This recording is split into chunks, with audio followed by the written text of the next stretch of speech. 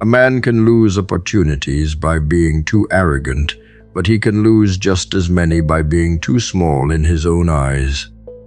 That second failure looks cleaner from the outside, so people rarely challenge it. He does not demand too much. He does not interrupt. He does not ask for the price he deserves. He does not enter the room like his presence carries weight. He softens his words before anyone has rejected them. He lowers his ambition so nobody can accuse him of thinking too highly of himself.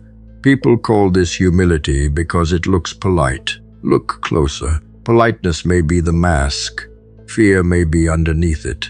A man who constantly reduces himself is not always noble. Sometimes he is simply wounded, and the wound has learned how to sound like character. Real humility is clean.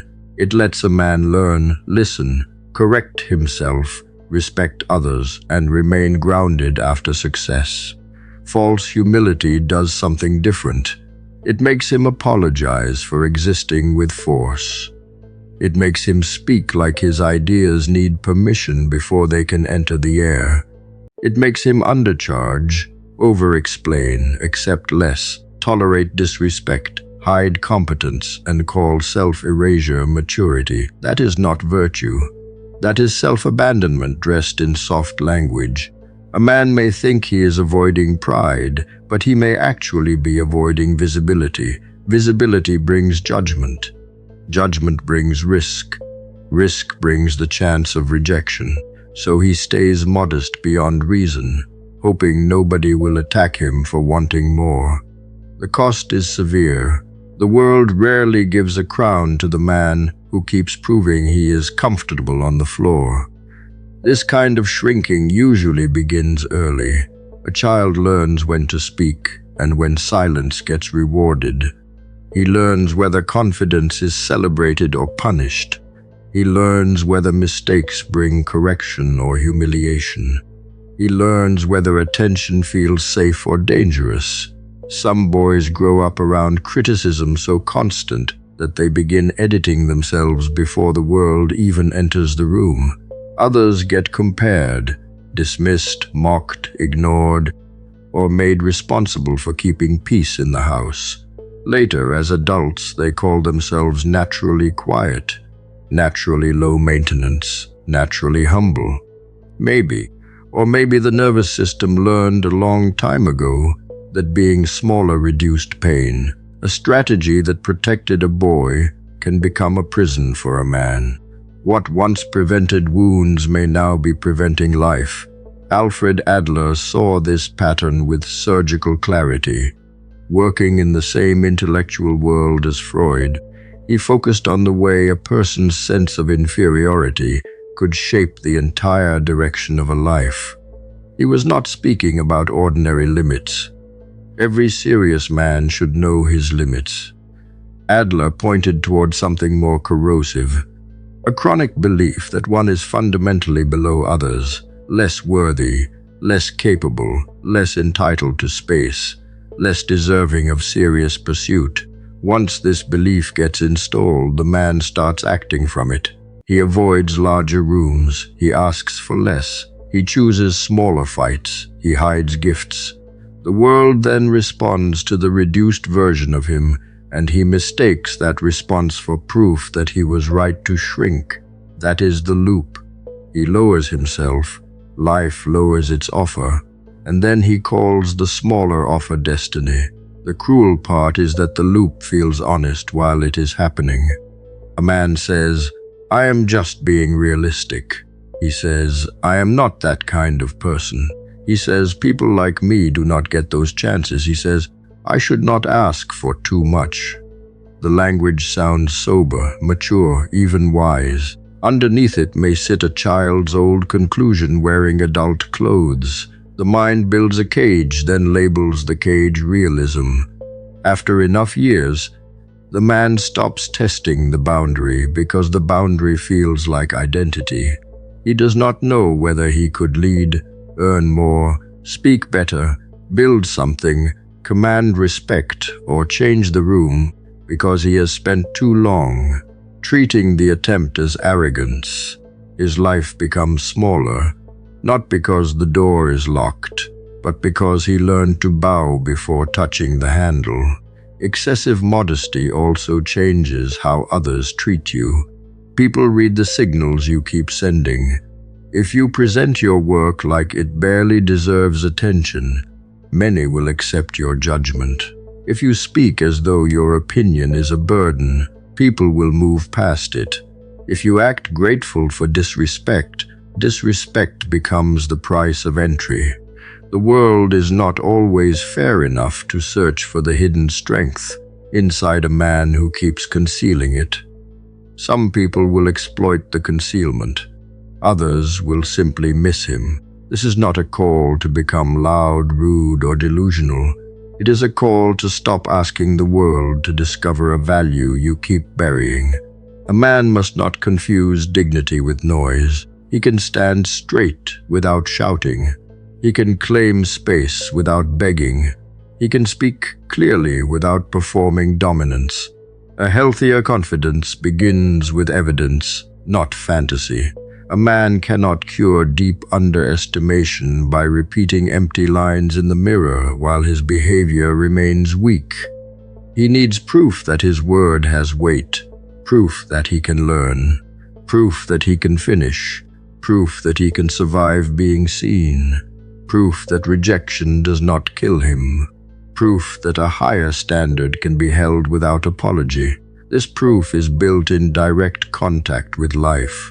Ask for the opportunity, name the price, share the work, make the offer, speak the opinion cleanly, enter the room without shrinking the shoulders. Correct your language when it makes you smaller than the truth.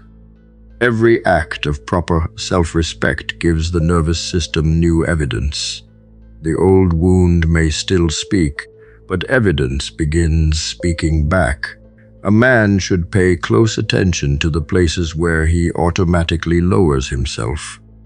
That automatic movement reveals the old programming.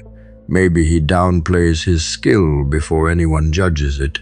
Maybe he laughs at his own ambition so nobody else can. Maybe he uses phrases that weaken every sentence before it lands. Maybe he accepts poor treatment because conflict feels dangerous. Maybe he feels guilty when he wins. These are not random personality quirks. They are footprints. Follow them, and you will find the part of you that still believes visibility is unsafe. Correction begins at the exact point of contraction. When the impulse says soften, speak plainly. When it says hide, remain present. When it says accept less, state the fair demand. The cure is not aggression. The cure is accurate size. Real humility should make a man teachable, not invisible. Watch how your false modesty affects the people who depend on you. When you refuse to take your position, someone less capable takes it instead, and the work suffers. When you stay silent instead of speaking the truth the situation requires, the truth goes unspoken, and everyone is worse off. Your withdrawal is not the harmless personal choice you imagine. It has consequences for others who need your contribution and do not receive it because you were too busy being modest. The humility you are so proud of is quietly failing the people around you, depriving them of the value you could provide. Also, you can maintain the comfortable self-image of a man who does not push himself forward. Confucius, 2,500 years ago, taught an ideal that dismantles your entire understanding of this. He described the junzi, the noble person, the man of true character, and a common misreading imagines this figure as quiet, deferential, self-effacing, the very picture of the humility you practice. That reading is wrong. The junzi, in Confucius's actual teaching, is responsible. He takes his position. He speaks when the situation requires it. He does not hide behind false modesty or shrink from the role the world needs him to fill. The noble person in this ancient tradition is defined not by self-effacement, but by the willingness to take his rightful place and act from it. Understand the sharp distinction. Confucius drew because it cuts straight at your behavior. A man who refused his role in the world, who withdrew and stayed silent and declined to take his position, was not being humble in Confucius's eyes. He was shirking, failing a duty, avoiding a responsibility that was his to fulfill, and dressing that avoidance up as modesty. The tradition saw through the disguise completely, recognizing that excessive humility was not a virtue but a moral failure, wearing a virtue's clothing, a way of escaping obligation while appearing admirable. What you call humility, this ancient wisdom called a dereliction of duty, sit with how old this insight is, because its age gives it weight. 2,500 years ago, in a tradition famous for valuing modesty and restraint, thinkers already understood that humility could be taken too far, could become an excuse, could serve as a mask for the avoidance of responsibility. This was not a modern idea invented to justify ambition. It was ancient ethical wisdom, recognizing across the centuries that a man who hides from his role is not noble but negligent, that refusing to take your seat is not a virtue but a failure. The disguise you are wearing was seen through long before you were born. Recognize what your false humility is actually protecting you from. Taking your position means taking responsibility, means being accountable, means risking failure and criticism, and the discomfort of standing where others can see you. Staying humble, staying quiet, staying small, protects you from all of that, which is precisely why it is so appealing. Your modesty is not selflessness, it is self-protection, a way of avoiding the risks and burdens that come with claiming your rightful place, and you have disguised this avoidance as virtue so effectively that you have fooled even yourself. The humility shields you from responsibility, and that shielding is its real function. Consider the arrogance hidden inside your supposed humility. When you refuse to take your position, to share your gifts, to fill the role you are capable of filling, you are making a decision that the world does not need what you have to offer, that your contribution does not matter enough to risk stepping forward. But who are you to make that call? The truly humble thing might be to assume your contribution matters, to take your seat and offer what you can, trusting that you were given your abilities for a reason. Your false modesty, examined closely, contains its own strange arrogance, the presumption that you can withhold yourself without cost to anyone. Understand what taking your seat actually requires and provides. It means speaking when you have something the situation needs, claiming the roles you are qualified for, offering your abilities instead of hiding them, standing in the position that is rightfully yours rather than shrinking from it. This is not arrogance. It is responsibility, the willingness to be what you are capable of being and to contribute what you are capable of contributing. The junzi takes his seat because the world needs him in it, because withholding himself would be a failure, and the same is true for you. Your seat is empty, and the false humility keeping it empty is not serving anyone. See clearly the difference between genuine humility and the false version you have been practicing. Real humility is accurate about both your strengths and your weaknesses, willing to take your position while remaining open to being wrong, claiming your role without claiming superiority. False humility denies your strengths entirely, refuses your position, hides your gifts, and calls all of this virtue. One takes the seat and serves, the other refuses the seat and calls the refusal noble.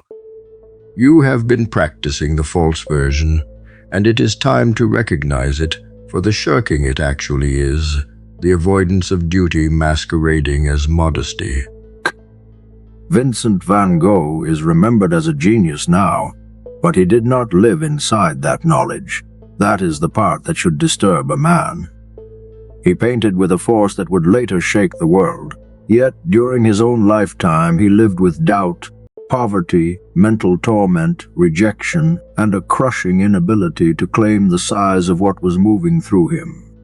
He sold almost nothing while alive. He died young, believing the world had mostly refused him. Today, people stand in silence before his work. Museums guard it, collectors fight for it. His name carries a weight that wealth cannot easily measure. He never got to stand inside that recognition.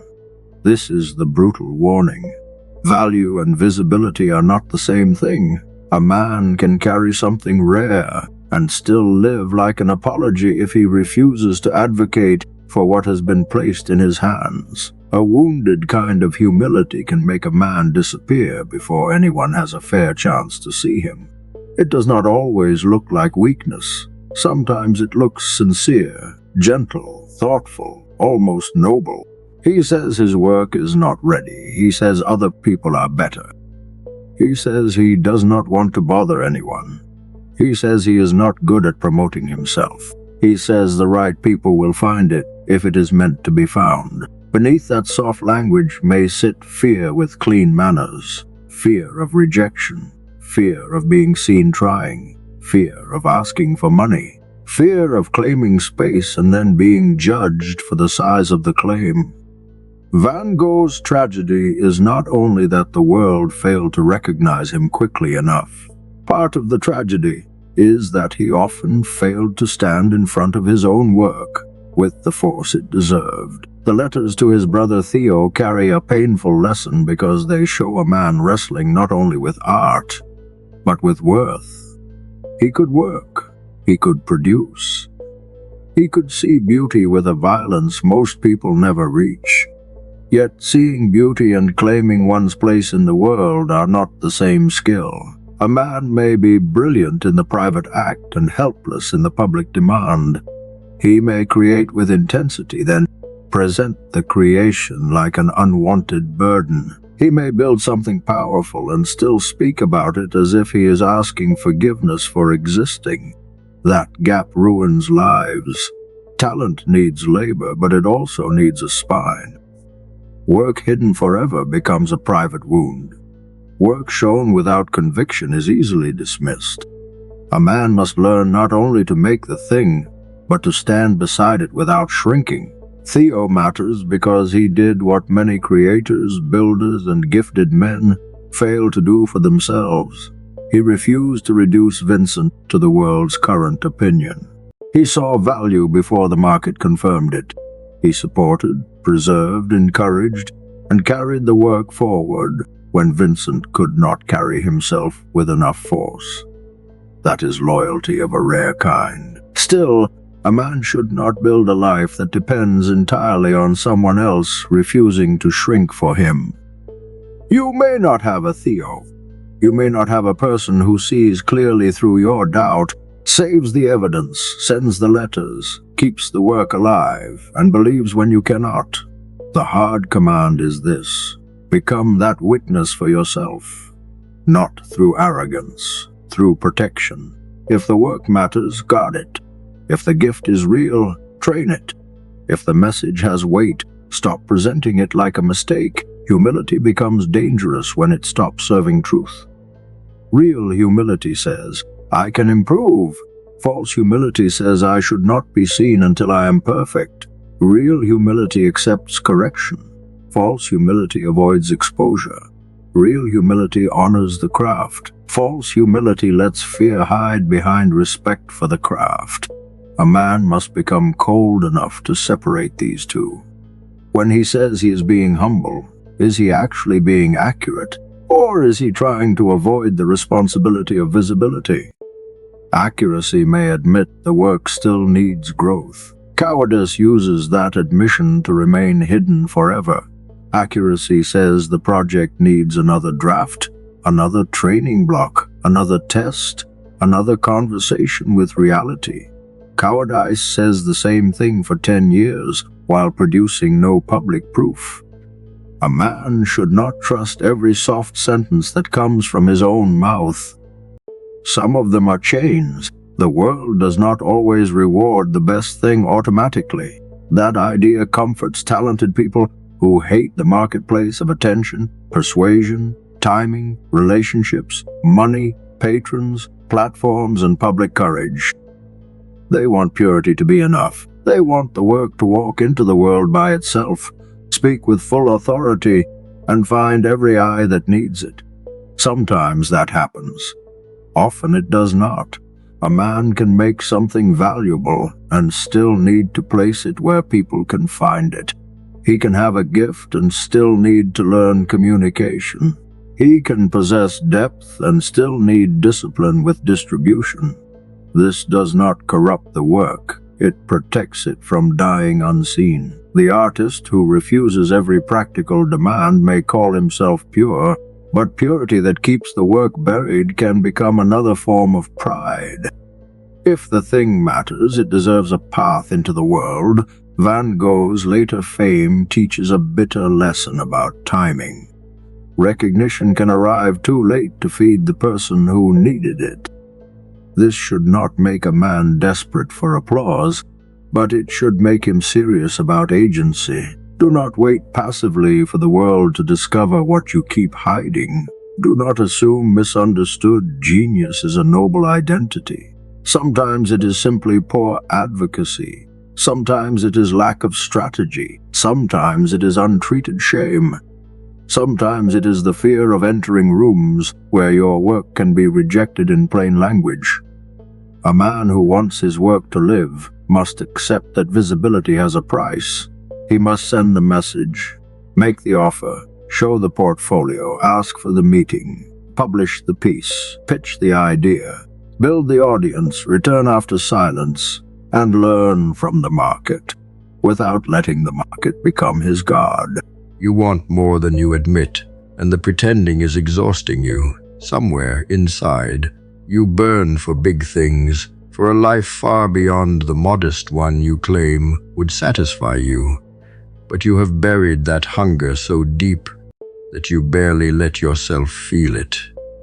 When someone asks about your dreams, you shrink them, offering safe and humble answers about being content with a little. This performance fools everyone, including you most of the time, but the wanting is still there, pressing against the lid you keep on it, and the effort of holding it down is draining energy you cannot spare, producing a restlessness you cannot explain. Consider where this suppression came from, because it did not appear from nothing. Somewhere in your history, wanting was punished. You reached for something big and were mocked for it, or you expressed ambition and were told it was arrogant, or you watched someone get cut down for daring to want more, and you learned the lesson deep in your body. Wanting is dangerous. Ambition invites ridicule. Better to want little and stay safe. So you trained yourself to suppress the hunger, to present yourself as modest and easily satisfied, and the training worked so well that you now mistake the suppression for your actual nature. Notice the restlessness that will not leave you alone. You feel it as a low dissatisfaction, a sense that something is missing, an inability to settle even when your life looks fine on paper. You have tried to soothe it, to accept it, to convince yourself that this is just how life feels. But the restlessness has a source, and the source is the wanting you refuse to acknowledge. The suppressed hunger does not disappear when you deny it. It goes underground and expresses itself as this nameless agitation, this inability to be at peace, because a part of you knows you are settling for far less than you actually want and cannot rest while that gap remains. Carl Jung, the great psychologist, understood what happens to the parts of ourselves we refuse to acknowledge. He called it the shadow, the collection of traits and desires we push out of awareness because we have judged them unacceptable. And he warned that these buried parts do not vanish. They operate from the darkness, influencing us in ways we cannot see, generating symptoms we cannot explain, demanding expression through channels we do not control. The wanting you have suppressed has become part of your shadow, exiled from your conscious life but still active beneath the surface. And Jung's insight was that what we refuse to face does not weaken. It festers, and it rules us precisely because we will not look at it. Understand what Jung prescribed as the cure, because it applies directly to your buried ambition. The shadow loses its power over us, not when we suppress it further, but when we bring it into the light. Acknowledge it, integrate it into our conscious self. The desire you have exiled must be named, faced, owned, rather than pushed deeper into the dark. This is how you stop being controlled by a hunger you refuse to see. You drag it into awareness, you admit it exists, you claim it as part of who you are. What remains hidden controls you. What is named and owned can finally be directed rather than merely endured. Recognize the specific lie at the center of your suppression. You have told yourself that wanting big things is arrogant, that ambition is a character flaw, that humility means desiring little. This is false.